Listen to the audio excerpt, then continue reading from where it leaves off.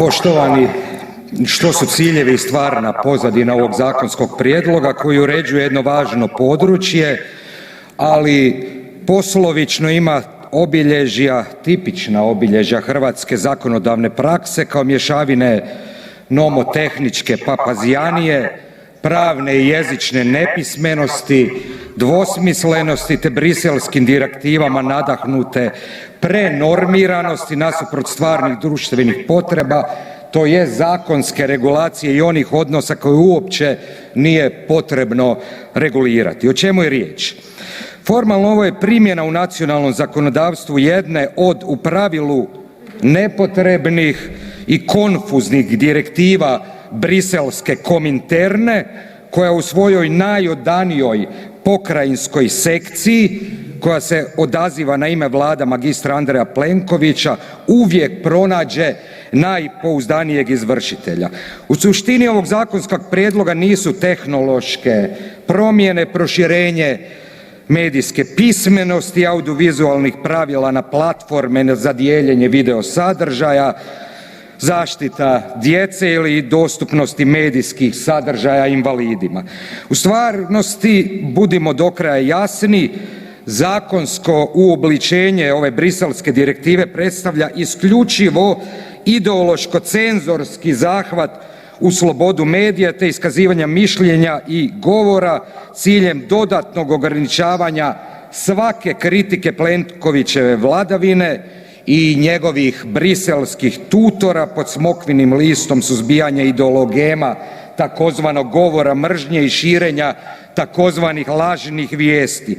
Sve u protimbi člankom 4. istog zakona u kojem se jamči sloboda izražavanja i puna programska sloboda elektroničkih medija te ističe da se nijedna odredba ne može tumačiti na način da daje pravo na cenzuru. Dakle, što je ideološko-cenzorski sadržaj ovoga zakona koji je, gospođo ministrice, zapravo novela vašeg čeda još iz 2009. godine iz Vlade pomajke Jadranke Kosor i zato ga tako grčevito branite.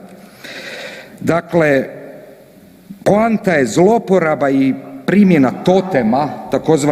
političke korektnosti ideologema tzv. govora mržnje, pojma koje ne poznaje niti Ustav niti hrvatsko zakonodavstvo, a koji se u svakodnevici pretvara u ideološku toljagu za neistomišljenike za kojom selektivno svakodnevno posežu samozvani politkomesari i društveni cenzori.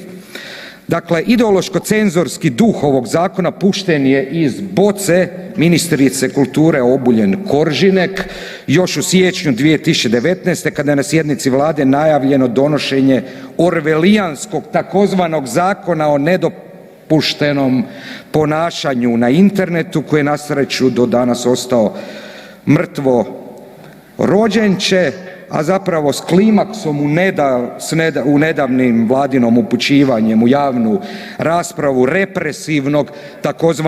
protokola o postupanju u slučaju zločina iz mržnje o čemu će i u Saboru i javnosti još biti riječi. Suština ideološke pozadine ovog zakona sublimirana je osim u njegovu duhu i sadržaju posebice u članku 14. stavku 2. u kojoj se nasuprot postojećim odredbama Ustava i Kaznenog zakona subinteligentno i na rubu pismenosti komesarski navodi da je među ostalim selektivno odabranim pojmovima i fobijama zabranjeno poticati i širiti, dakle, mržnju i diskriminaciju na osnovi tzv. rodnog identiteta te, citiram, ideja fašističkih, nacionalističkih, komunističkih i drugih totalitarnih režima.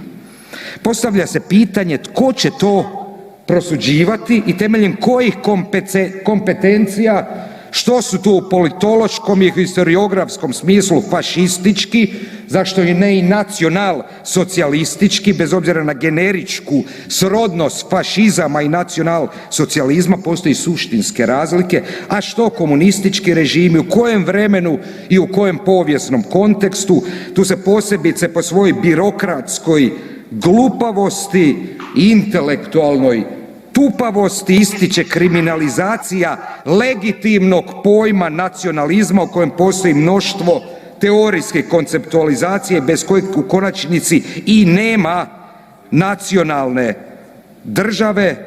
Dakle, nacionalna država je, podsjećam, izravno čedo nacionalizma kao jedne od ključnih nosivih ideologija modernosti koja je često, ne i uvijek, nastupala i u simbiozi s liberalizmom i demokracijom, posebice u slomu komunizma, o čemu postoji teorijsko suglasje u društvenim znanostima. Molim vas, gospođo Obuljen, da mi kao političaru kojem su konkretni starčevićanski nacionalizam i društvena sloboda temeljni postulati djelovanja ideološkog stava, razjasnite koji bi to nacionalizam i nacionalistički režim trebalo medijski kriminalizirati i koja je kompetencija činovnika, čata i politički imenovanih članova Vijeća za elektroničke medije, pa ako hoćete i sudaca, uključujući i sudaca Ustavnog suda, da o tome prosuđuje. Hoćete li možda sutra cenzurirati i zabranjivati se i Matoševi eseji i njegova apologija nacionalizma?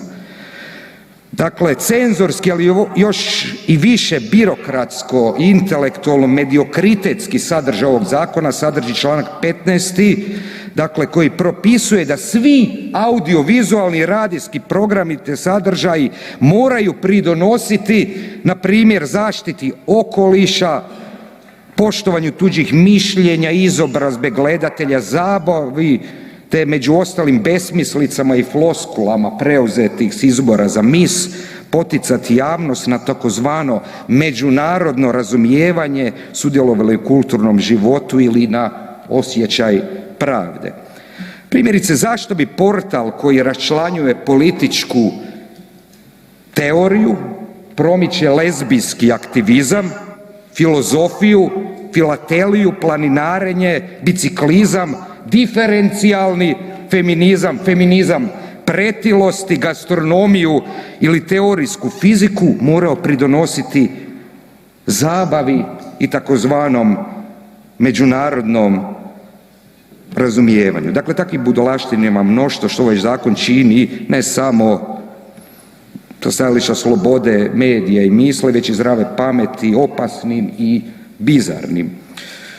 U konačnici, u kontekstu ideološke pozadine ovoga zakona valja ukazati na penetraciju, što smo već čuli, rodne ideologije, što je i prva konkretna primjera takozvane Istanbulske konvencije u kojoj prema Plenkovićevoj interpretativnoj izjavi naravno nema rodne ideologije i to putem uvođenja pojma zaštite takozvanog rodnog identiteta i to ključna dva članka 14 koji propisuju uvjete za zabranu portala i 71. u kojem se promidžba rodne ideologije postavlja kao uvjet za financiranje javnim novcem.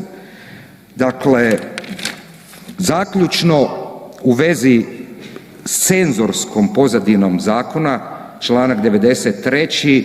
stavak 3. već smo čuli, dakle, odgovornost nakladnika i drakonske novčane kazne za komentare, što Agenciji za elektroničke medije u osnovi, ponavljam, parapolitičkom tijelu daje položaj arbitra i državnog cenzora, nakladnicima nameće autocenzuru i mogući bankrot, zapošljavanje internetskih cenzora koji bi se bavili samo čišćenjem internetske septičke jame te suzbijanjem takozvanog govora mržnje i lažnih vijesti po modelu samozvanih prosuditelja činjenica iz međumrežnog komiteta za općenarodnu obranu i društvenu samozaštitu, pretenciozno nazvanog Faktograf.hr.